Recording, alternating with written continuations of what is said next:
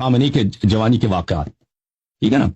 یہ مشہد میں بھی یہ کراتا تھا، پھر نجف گیا تھا. نجف میں تو اس کی بڑی بدنامی ہو گئی. نجف ذرائع یہ جب خمینی انقلاب کے بعد یعنی برا ہو چکا تھا، اس کی عمر 70 سے اوپر 75 70 80 سال کی تھی، اس وقت بھی اپنے باڈی گارڈوں سے یہ کراتا تھا خمینی صاحب.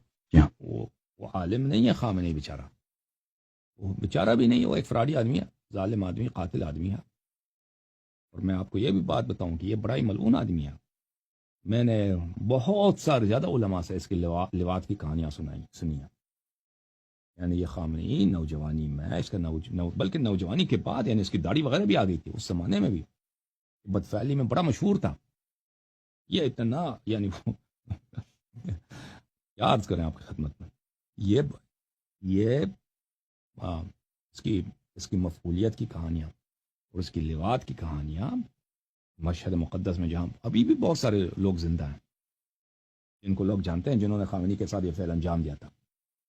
کچھ پیسے دے کے یہ جو تھا یہ خوبصورت بھی تھا نا یہ نوجوانی میں، تو اس کی بہت مشہور ہے. میں یہ مبالغہ نہیں کر رہا، یہ جھوٹ نہیں کر رہا، یہ جو ہے اس کی بات بہت مشہور و معروف ہے.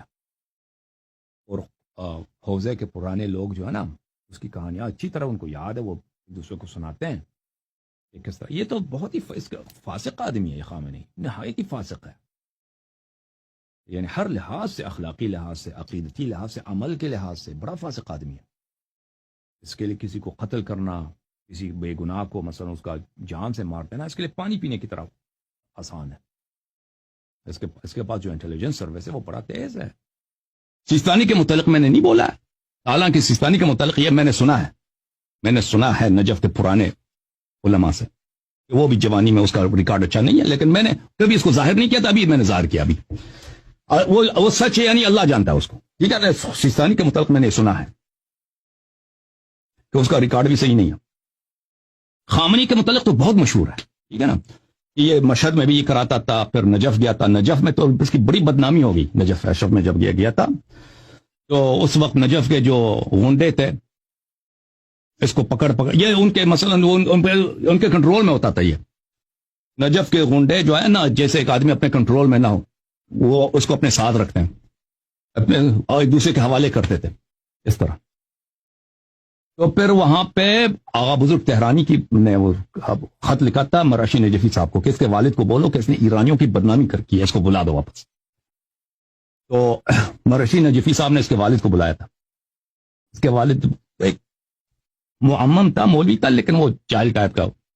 خامنئی صاحب کے جواب کوئی بڑا عالم نہیں تھا، فقیر سا غریب سا عالم تھا. اس کو بولا کہ آپ کے بیٹے وہاں نے بہت اس کی حالت خراب ہے، اس کو بلا دو. تو اس کو واپس بلایا تھا نجف سے.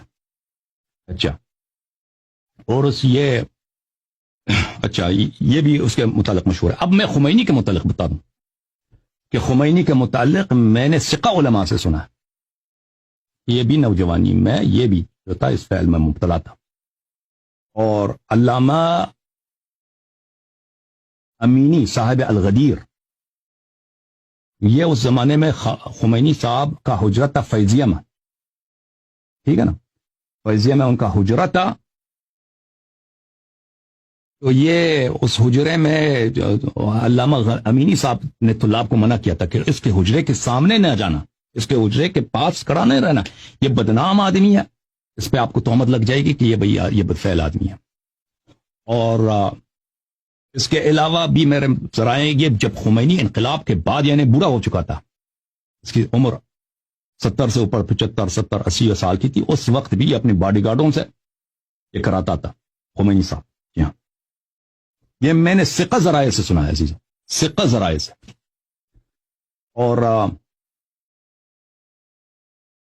اور یہ تو بھائی، لیکن ان کا فسق سے بہت بڑا ہے. خمینی صاحب کے فسق جو ہے نا کہ اس نے بے گناہ لوگوں کو قتل کرائے. اس کا جو محسن تھا آیت اللہ سید کاظم شریعت مداری ہے، اس کے ساتھ اس نے کیا اس کا جو تھا اس نے اپنے سید محمد روحانی کے ساتھ اس نے کیا سید صادق روحانی کے ساتھ اس نے کیا. یہ سب بہت بڑے مراجع تھے. سید محمد شیرازی کے ساتھ اس نے کیا. یہ سید صادق روحانی 15 سال تک اپنے گھر میں حبس میں تھے، ابھی ان کی انتقال ہوئی ہے. آغا حسن قمی تبا تبائی، اس کے ساتھ اس نے کیا کہ یہ اکٹھے جیل میں گئے تھے. تبا تبائی قمی 1963 میں جب شاہ کے خلاف تحریک چلی تھی، یہ دونوں اکٹھے یہ ساتھ میں، وہ ان کو مشہد سے پکڑ کے، ان کو اس کو قم سے پکڑ کے انہوں نے شاہ کے خلاف کیا بغاوت کیا، مثلا پروٹیسٹ کیا، تو ان کو جیل میں ڈالا تھا اس زمانے میں. تو وہاں پر خمینی کو وہاں سے چھوٹ ملا، چھوڑ کے وہ آزاد ہو گئے، ترکی چلے گئے. پتہ کیوں؟ اس لیے کہ خمینی نے وعدہ دے دیا جیل میں کہ میں توبہ کرتا ہوں، اب میں شاہ کے خلاف کچھ نہیں بولوں گا.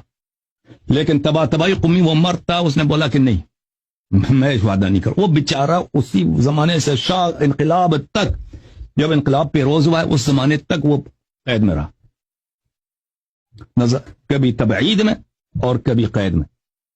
اور پھر خمینی صاحب انقلاب کے بعد اپنے اسی ساتھی کے ساتھ انہوں نے کیا تھا، اتنے بڑے مرجے کے ساتھ اس نے بھی اس کو جیل میں ڈال دیا بیچارے کو، اس لیے کہ اس نے خمینی پہ تنقید کیا کہ آپ کے یہ کام خلاف شرع ہے.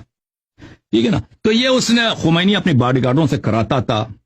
میں جوانی کے ایام میں اس کے کیا مشکلات تھے، جنسی مشکلات ہیں جو ہم نے سنے مشائخ سے، ثقہ علماء سے.